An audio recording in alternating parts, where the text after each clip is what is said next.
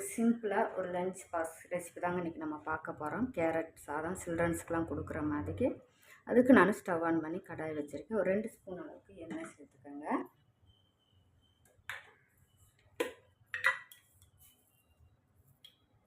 எண்ணெய் சூடானதும் 1/2 டீஸ்பூன் கடுகு, 1/2 டீஸ்பூன் உளுந்தம்பருப்பு, 1/2 டீஸ்பூன் கடலைப்பருப்பு. இப்போ கடுகு உளுந்தம்பருப்பு எல்லாம் பொரிஞ்சிருச்சு. இப்போ இதில் நம்ம கட் பண்ண வெங்காயத்தையும் சேர்த்துக்கோங்க.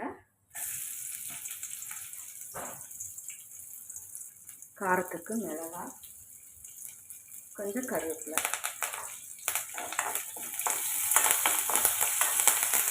கால் டீஸ்பூன் மஞ்சள் தூள்.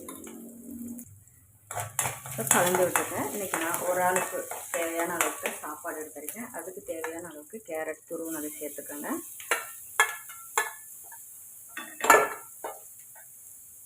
கேரட்டுக்கு தேவையான அளவுக்கு உப்பு சேர்த்து ஒரு 2 நிமிஷம் வதக்கி விட்டு எடுத்துக்கோங்க.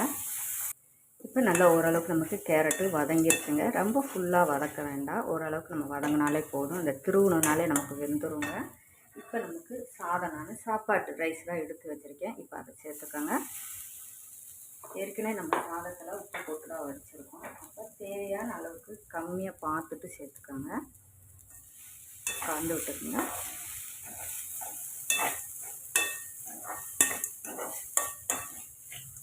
இது கூட 1 ஸ்பூன் அளவுக்கு தேங்காய் சேர்த்து கலந்து விட்டுக்கோங்க.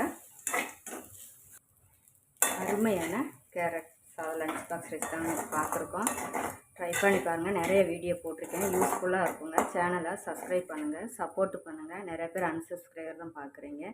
ரெசிபிலாம் போய் பாருங்கள், ரொம்ப யூஸ்ஃபுல்லாக இருக்குங்க. சேனலை சப்ஸ்கிரைப் பண்ணுங்கள், சப்போர்ட் பண்ணுங்கள்.